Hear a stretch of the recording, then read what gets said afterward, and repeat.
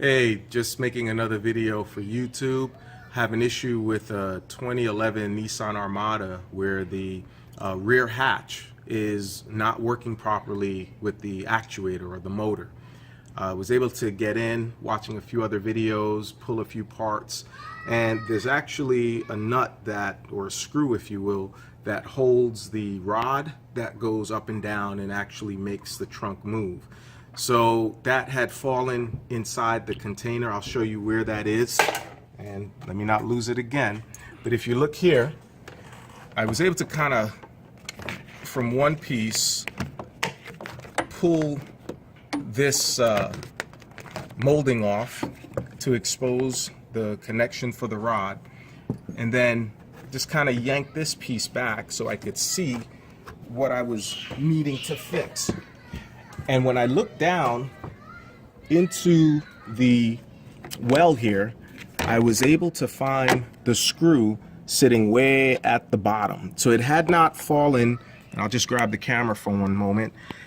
This is normally where you would have the jack, but it had not fallen into that well. So I searched all in there, could not find it, and I ended up just taking another look a little bit deeper in here, and I actually found it sitting kind of difficult to see, but it was sitting in here, and I was able to recover the screw. So what I'm doing is I'm pulling the arm out, and if you can see that piece there, I'm going to go ahead and push this screw through, and then with a hex wrench I'm going to go in once it's in place and tighten it as best I can. It's very tight in there, difficult to move around, but I'll do the best I can with that.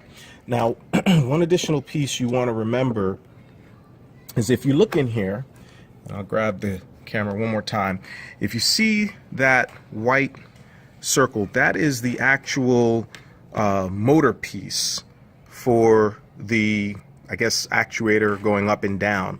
So when I initially went to line this up, it was not lining up properly, and what I had to do, you can hold this right here please, what I had to do was get a tool, either a screwdriver or this tool here, which allows you to then pull up or push down to line it up exactly the way you need it to be. So you want to make sure that it's in harmony or at the same level as the screw that you're going to put in. And if it's not, then you'll just need to get a screwdriver, or this tool came in handy because I could use it to pull or push, and that's what I'm using. So I'm going to go ahead and get that attached, and then once I get that attached, I'll show you what it looks like. All right, so what I was able to do was, with the help of my trusted assistant here, hello, I was able to reach my hand in, grab a hold of the screw, kind of line it up to the actuator there, and hand tighten it as best I could. I was initially trying with the Allen wrench, but it just kept slipping.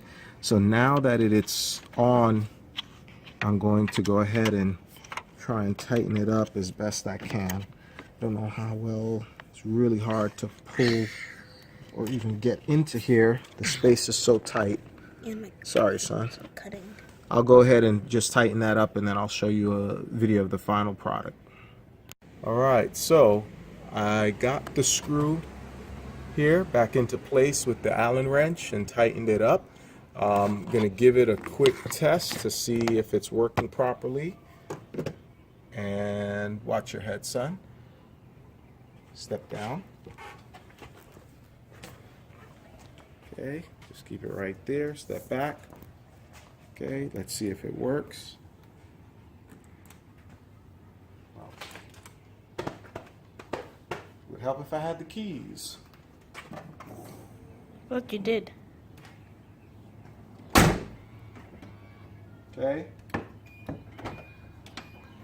Yes. Voila. Come on, Dad. It's opening up again. So I'd seen a few videos online, nothing that really showed the process. If you lose that particular bolt, I don't know where you'd get another one from. For me, as I said, it wasn't in the well. It had fallen in between some of the lining that was here and the plastic, so I had to dig my hand in there to get it out. But I'm glad that came together, and if you have any questions, leave a note in the comment section. Peace out.